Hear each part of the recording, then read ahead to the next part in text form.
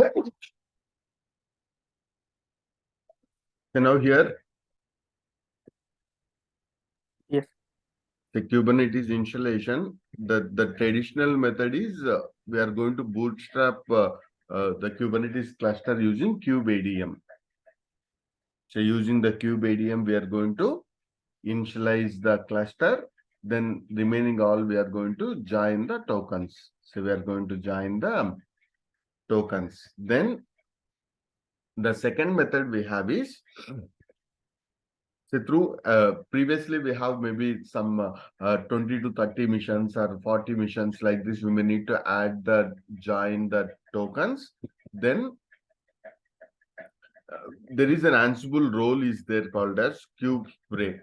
Okay, so what the cube spray can do is the cube spray can bootstrap your Kubernetes cluster instead of manually doing. Okay, so the another method is Cube spray. Cube spray. So Cube spray is one of the Ansible role, either on premises or AWS or Azure. It can bootstrap the Kubernetes cluster using Ansible. So if you give the Linux host and which of the missions you want, master or node, so accordingly it's going to perform bootstrapping. Then once we come to AWS, AWS has given their own managed service called as EKS. EKS stands for Elastic Kubernetes Service. Elastic Kubernetes Service. So using the EKS, we can spin up the Kubernetes, which is managed by AWS itself. Okay, so which is managed by AWS. But when they given the EKS in the early stages, so in all the regions, they didn't supported EKS. In those regions, they given one more solution called as COPS. What is that? COPS. But now the COPS has been stopped the support because in every region EKS is available or is supported. Okay, so why they given the COPS in some regions is in all the regions they didn't supported the EKS initially. Only in some specific regions they have given. At that moment they went for COPS. Okay, but as of now, if you use AWS, we have EKS. If you use Azure, we have AKS. Azure having AKS. What is the meaning of AKS? Azure Kubernetes Service. Azure Kubernetes Service, and Google having GKE. GKE stands for Google Kubernetes Engine. Google Kubernetes Engine. Google Kubernetes Engine. Okay, so those we are going to get it. Okay, so any of these managed service we are going to use. Any of these managed service we are going to use. Okay, so we are going to set up the EKS cluster. Before going for EKS cluster also, try to set up the like normal Kubernetes itself, try to bootstrap using kubeadm init and kubeadm join itself. Then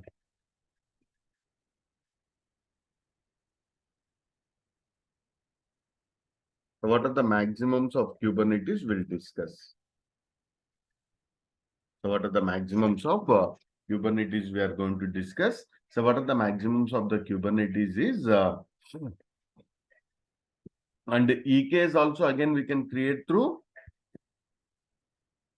CLI or GUI or Terraform. So as of now, we are going to use a Terraform in order to provision your EKS cluster also. So as of now, we are going to use a Terraform to provision your Kubernetes cluster. We are going to spin up using Terraform. Okay, so that gives a lot of automation for us. And what are the maximums of Kubernetes is on each node we can install or we can run 110 pods. On each node, how many pods we can run? 110, sir. 110 parts we can run on each node. Okay, so that is the maximum per Each node. that is the maximum per each node. Then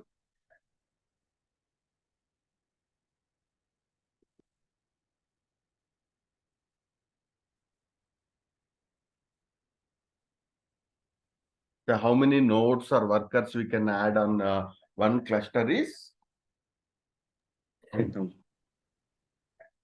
how many we can add? 5,000. Okay, so on cluster we can add 5,000 nodes. Okay.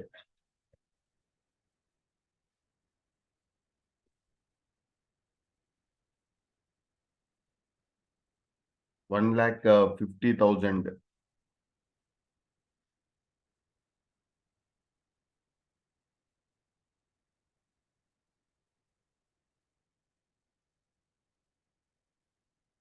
In all the nodes, maximum how many we can run the parts? And 1,50,000. 1,50,000.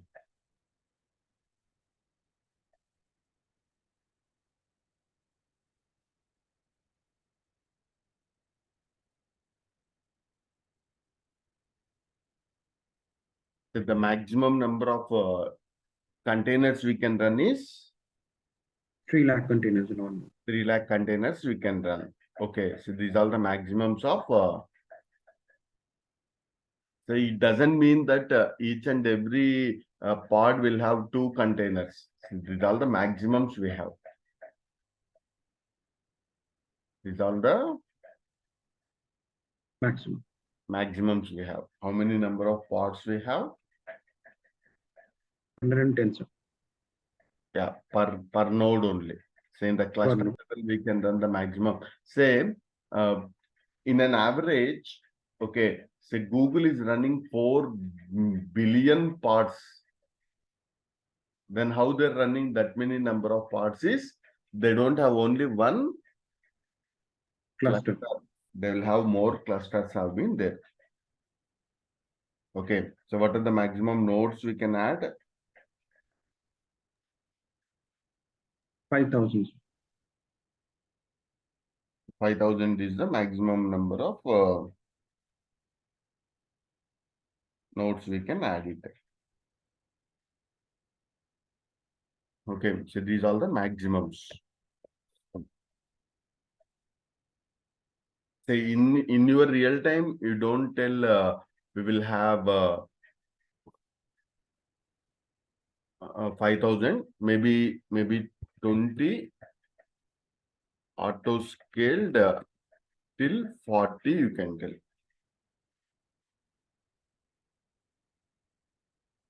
Okay, so how many you need to tell? 20 nodes we have a cluster.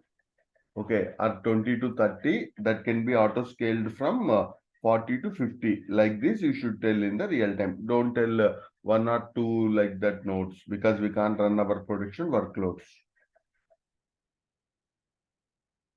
We can't run our production workloads.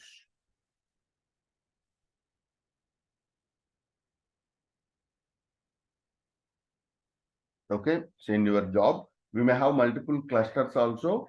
And for the environments, we have dev, QA, production. Instead of having multiple clusters, it's recommended to go for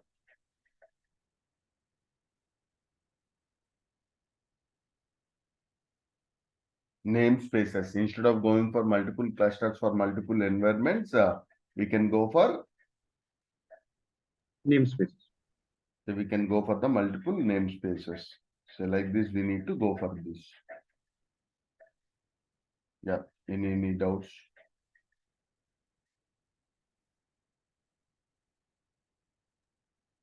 So will these questions also asked in the interview, sir?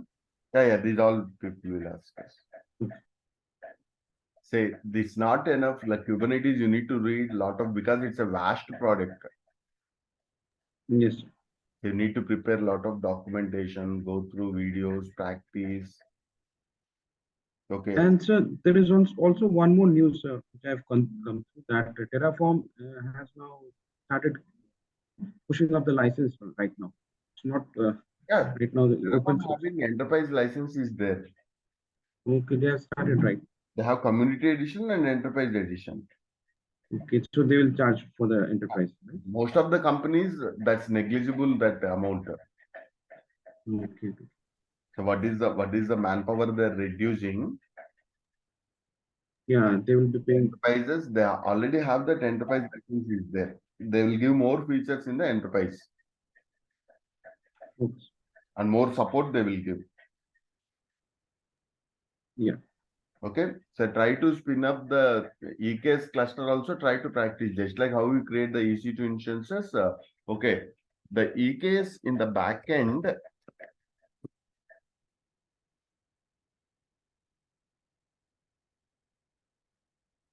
we can have nodes running as instances, or we can have the running as instances, or AWS provides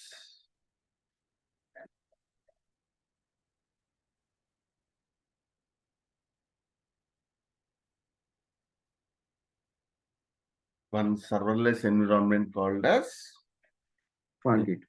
Fargate. So can you tell me what is the difference between Fargate and say in the backend we require the nodes, right? That workloads can be running in either EC2 instances. That is normal traditional nodes. If you don't want to go for the nodes, we can go for serverless environment. In the serverless environment, if I use more workloads, then I'll pay more money. Okay. If I don't use it, we no need to pay the Money. money. Okay. Then whenever you are going to spin up the EKS cluster,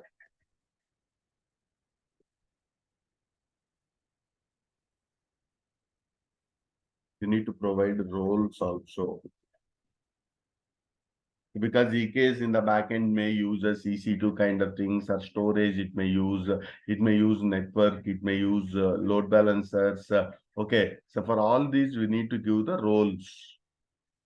That means EKS should have the roles in order to manage those all the services also. So the roles also we need to give for that roles also we need to give the permissions we need to give. For those roles also we need to give the Permissions. permissions we need to provide.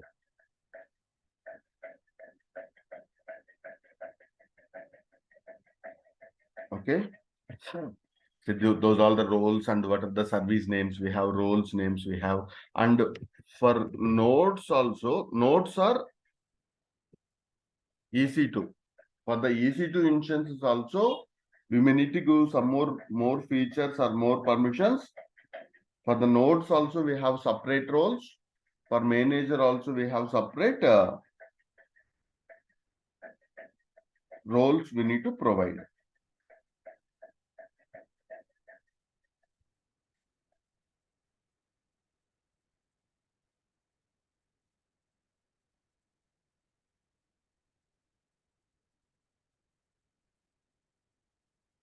Then what are the troubleshooting we'll discuss.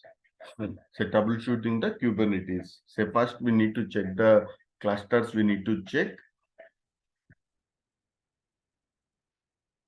Okay, so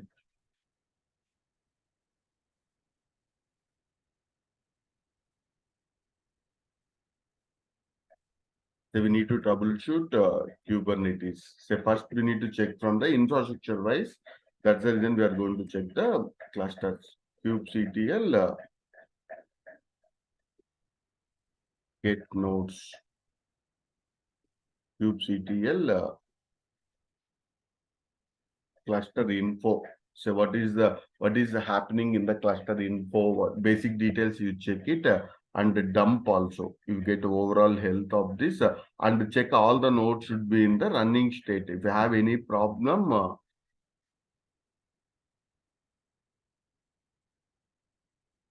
describe that node and node name. So this will give like just like in the inspect, we'll give more details of that resource in the Docker. Say here we need to check the kubectl describe. Okay, so kubectl describe that node also we need to check based on the node name. So based on the node name, so we need to confirm whether everything has been working fine or not. Okay, so if this node is not ready in the get nodes, you got any node is not ready, then describe that node. Okay, so here the node name is cube-worker-1. So like this, we need to check it. So it will show the events also. And in the YAML format, we can show that. So if you want in the YAML format, that result -o output is output you can give in the form of YAML. YAML. Then it shows in the form of YAML format. Okay, so then this is very, very important. So we need to check the logs also. Okay, can you tell me what are the logs we have? So in the master we have var logs, var log, kube API server, kube scheduler, kube controller. Worker logs we have in var log kubelet.log or kube proxy.log. Okay, say these are the manager logs, or maybe we'll call it as master logs, and these are the worker nodes. So these are the worker nodes we have. 1 second.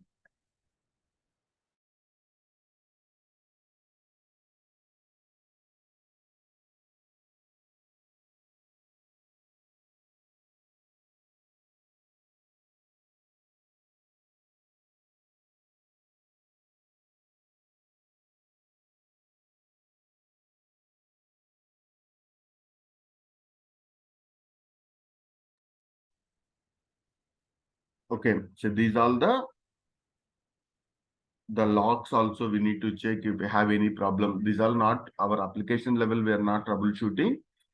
Okay, so we are troubleshooting at the cluster level. At the cluster level, we are going to troubleshoot.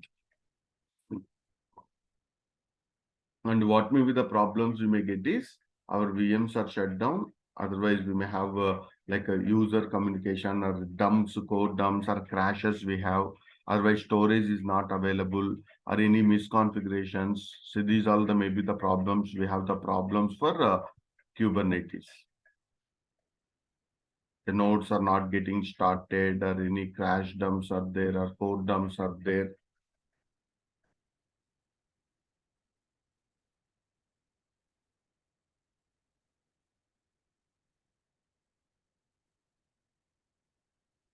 So these are the things we need to check it.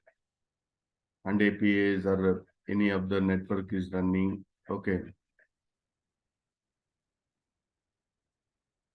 We need to provide the high availability also. Okay. So then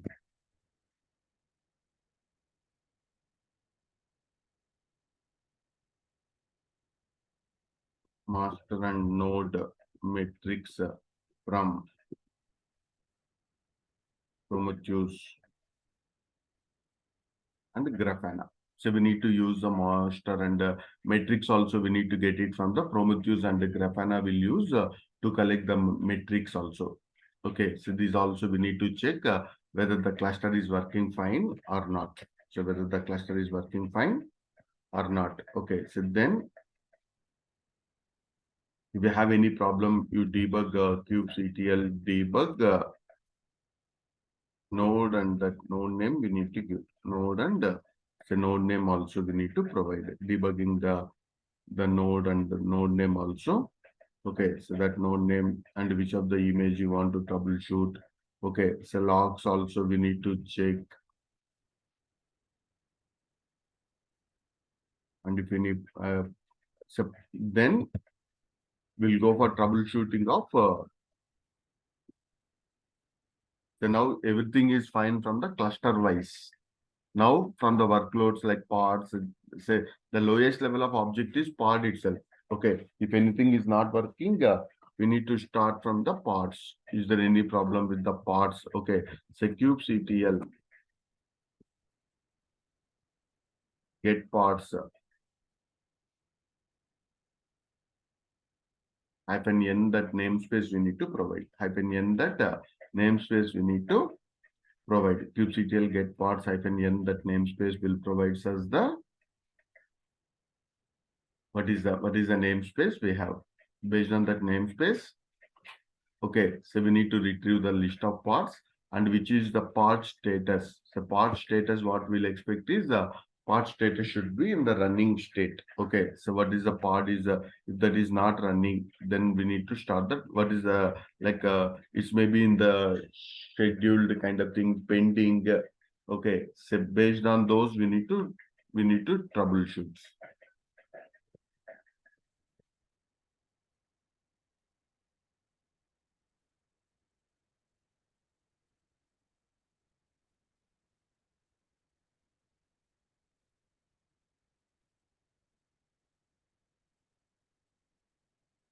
So we need to troubleshooting the parts. Okay. So based on the part status, the steps would be changes. Okay.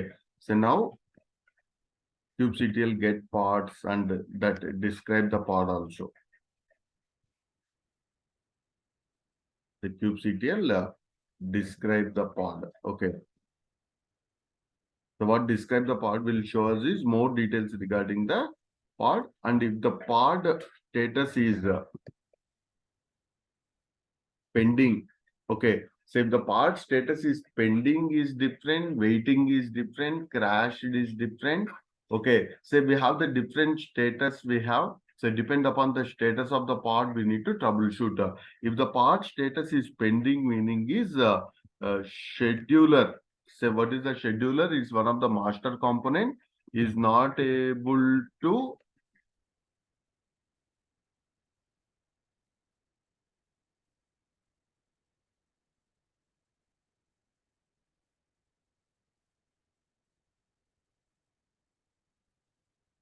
scheduler is not able to schedule the part on node. What may be the reasons is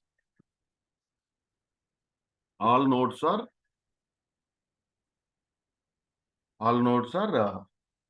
fully loaded. That means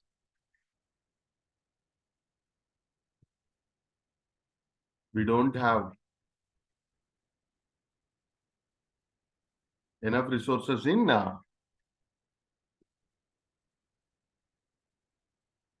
we don't have enough resources in the nodes to run the new pods. Yeah, to run the new parts, we don't have the enough resources. So that is one of the problem we are facing. Okay, all loads are fully loaded, hence we don't have the enough resources to run the new parts. Second one.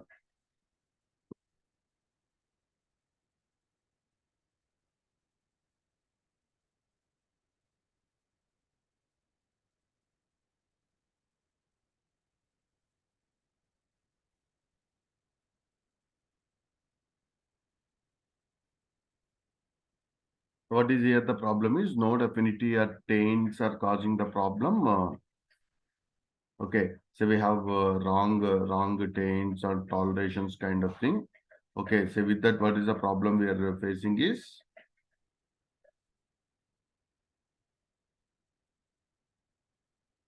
okay, so they're not able to allow the schedule the nodes. Okay, so that is also one of the thing.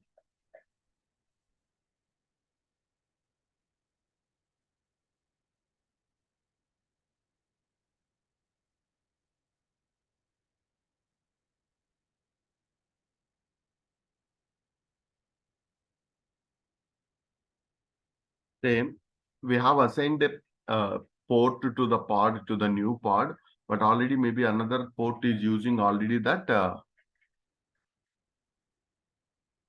port in the node.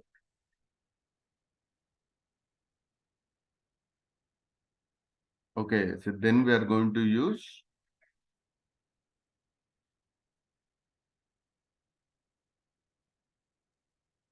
okay, so then the new pod is not going to be scheduled. Why the new pod is not able to schedule? Already that port is already in the Use. user. So with all these reasons, who is not going to schedule the pod? Schedulers. A scheduler is not able to schedule, say the pod even till node it didn't went. Okay, so in this scenario, we are going to troubleshoot from the node resources we have, add more node resources. So these all we need to troubleshoot.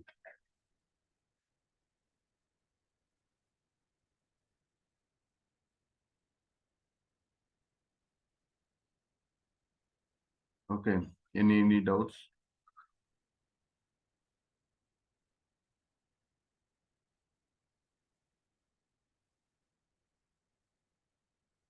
Then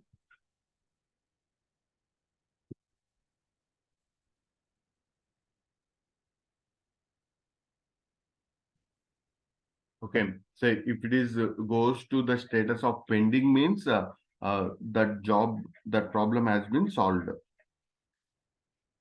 Which problem? Like we have the enough resources. I have the enough resources in the Nodes. nodes. Then if it is comes to waiting state, the steps are troubleshooting. For all these, get the parts, describe the parts, logs. Okay, all those steps we need to do it. But here, if it is pending means we may not We do have not have enough enough resources. resources or we are using. Okay, if it is a host means it's a pure image is not able to pull properly. Okay, if the pod is in the waiting state, what is the problem? It is unable to pull the image. Yeah, it's not able to say it's not able to only not to pull the image. It may be communication problem. Internet is not there to pull the image, which is a public repository. Otherwise, image credentials we have given to pull. If it is a private report, definitely we need to give. Username and passwords. Yeah, so those all the details are not properly there. Then we are going to get Waiting status. okay, waiting state. So this is the pure the problem. Kubernetes is not able to pull the image. It may be image is not available, wrong image we have given, or like image tag may be wrong, or image credentials may be wrong.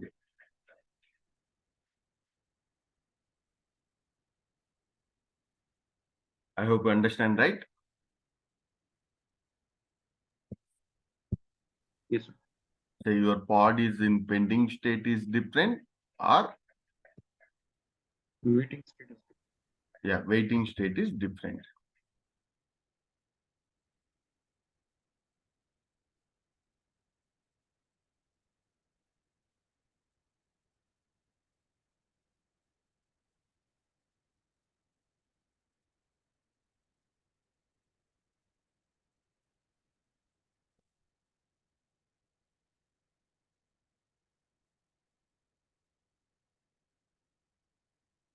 Sometimes proxy firewalls may be blocking those.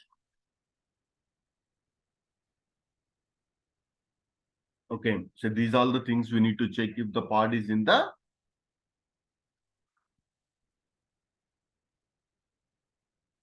So now Waiting even that problem also is solved. Till yesterday our parts are running, but all of a sudden today my parts are not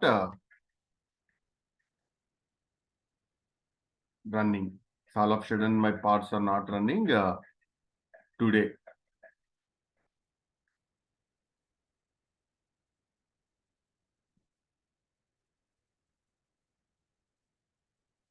Okay, so we'll get one very important question is there in the interviews.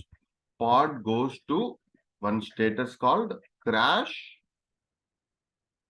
loopback error. So what is that error? Crash loopback error. So we need to able to answer this question. Okay. Otherwise, indirectly, how question will ask is what are the common errors you got in your Kubernetes environment? Said like this, everyone need to prepare 10 to 15 issues and how we resolve those issues, we need to able to answer. Because deployment is only 1 or 2 steps only, we are going to use it.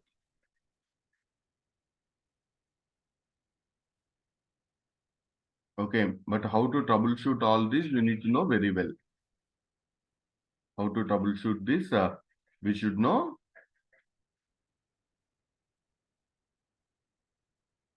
very well.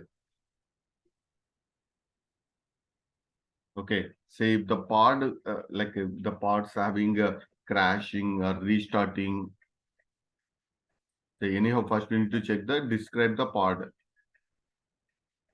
Get the pods, describe the pod. Then logs also we need to check. The pending we need to identify, get events. Okay. So this is also for all these, most of the steps are common. We need to identify the root cause. For the particular namespace, kubectl -n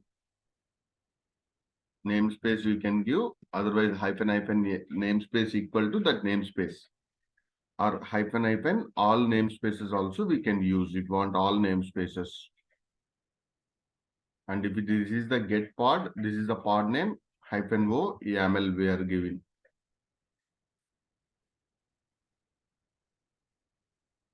Then this is the logs.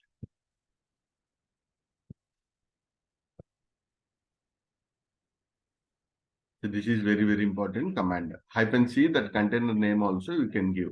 And exec why will use?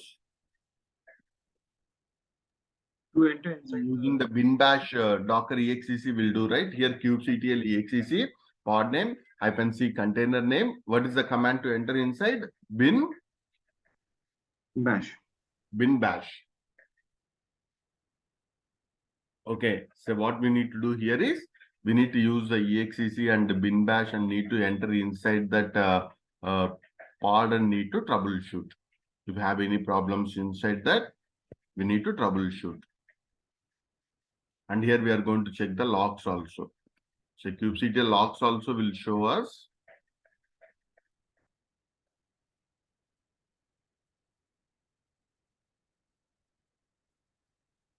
describe the pods, delete.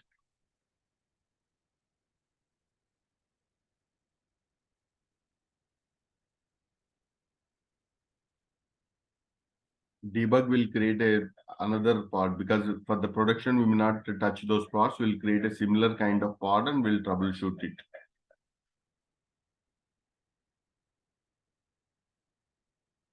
Okay, so then another problems.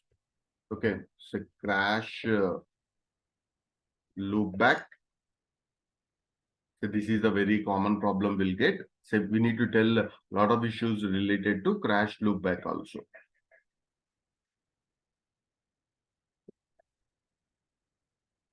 The crash loop back of error.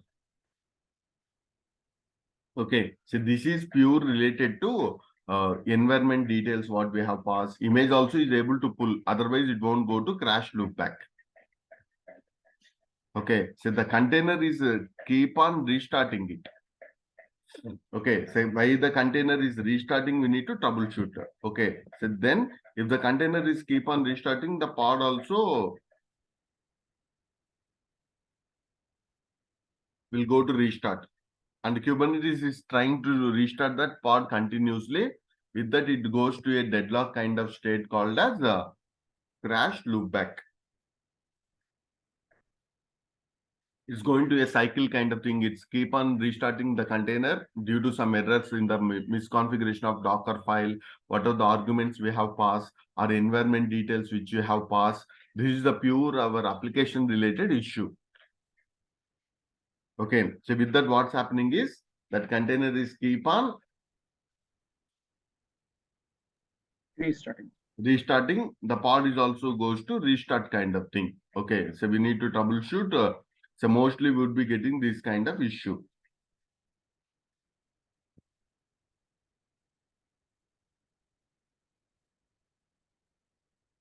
So we need to check the restart policy also. But with the restart policy, always maybe there or if any on failure. What is the difference is if any on failure occurs, kubectl automatically will restart.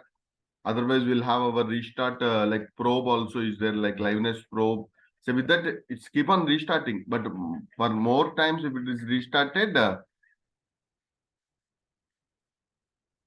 okay, Kubernetes is keep on restarting whenever the container crash. But we need to solve this problem means this area we need to focus. Why that container is getting sometimes you may see the exit status, right, for the container. So now here kubectl get parts is showing us crash loopback.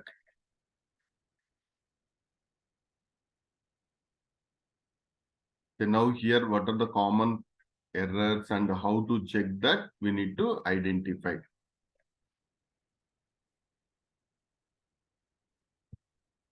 The troubleshooting steps are common, like get the logs and events and try to identify the root problem.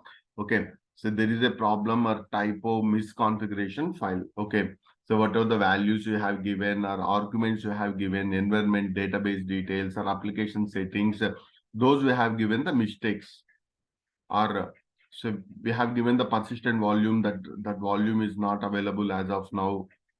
So like this, you have any issues with the wrong command line arguments or any application related issues, network issues, or to the file mount permissions we don't have.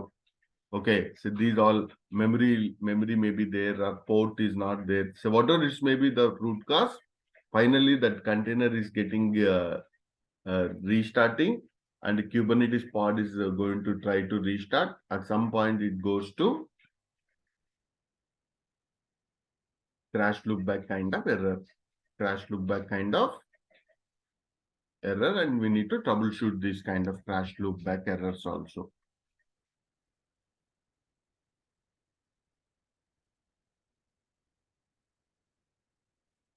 Okay, so what are the things we need to choose is describe the things, events, logs. So these are all the common for most of the issues, but check the Docker file commands or entry point.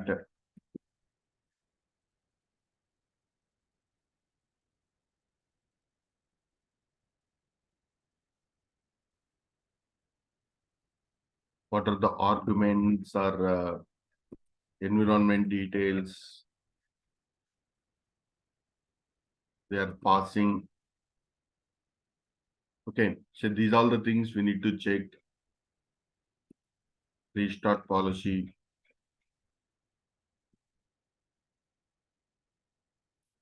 PV and PVC for the permissions what we have to the user. Okay, so these also we need to have the issues. Logs, events, anyhow, these all the prop. And from Prometheus also why that crash loopback.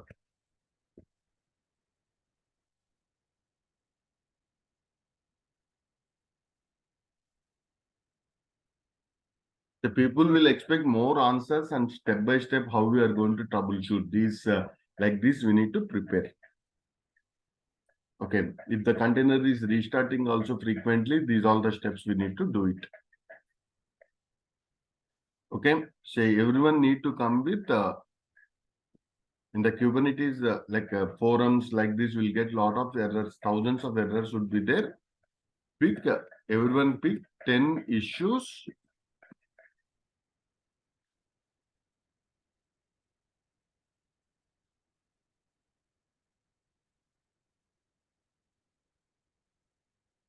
Okay, if you go through that forum steps, we'll have a lot of steps would be there, steps to identify and how to fix it.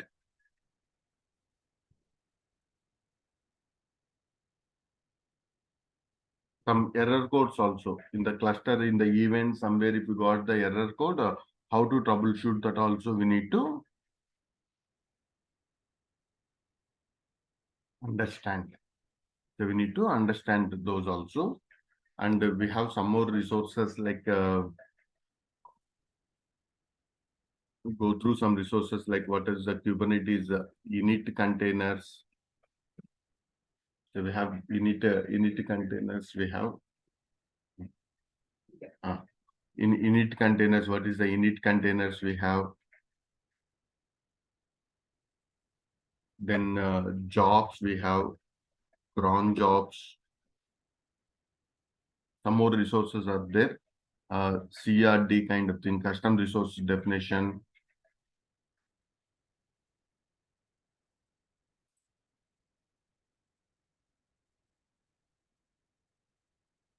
Okay. Custom resource definition. Then we have one more is there. Kubernetes static pods. The Kubernetes static pods. Just go through these also and come with some of the popular error codes what we have. And if you got that error code, how to troubleshoot. Compared to others, you should able to tell more errors and how you have resolved those errors. How you have resolved those errors. Okay. Still try to spin up the clusters and EKS cluster also try. And Terraform also, they have given one Terraform worksheet. I'll share that link. So just you need to clone that and Terraform init you need to do. Then automatically it will spin up EKS cluster also.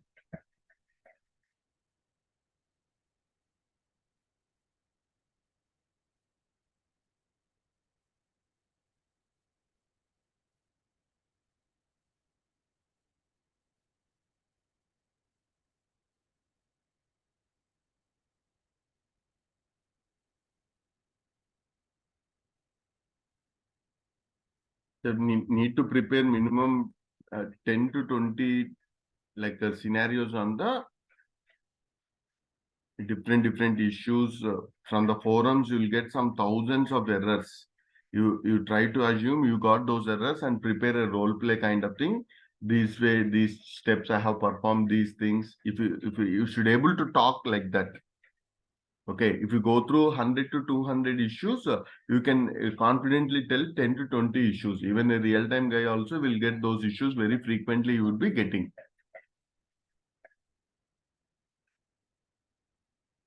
Okay.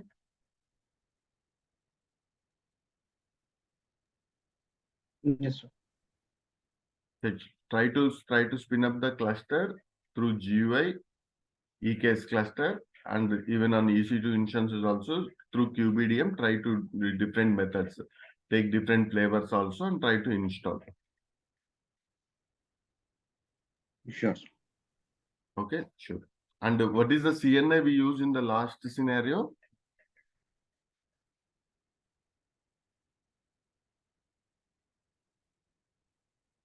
What is the CNI we used?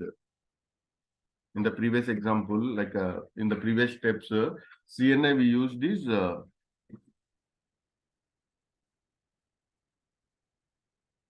Calico is the CNI they used. Calico is the CNI. What is that CNI, Q proxy? Okay, so those also we'll discuss. One CNI is mandatory to spin up the cluster. Okay? Okay, sir.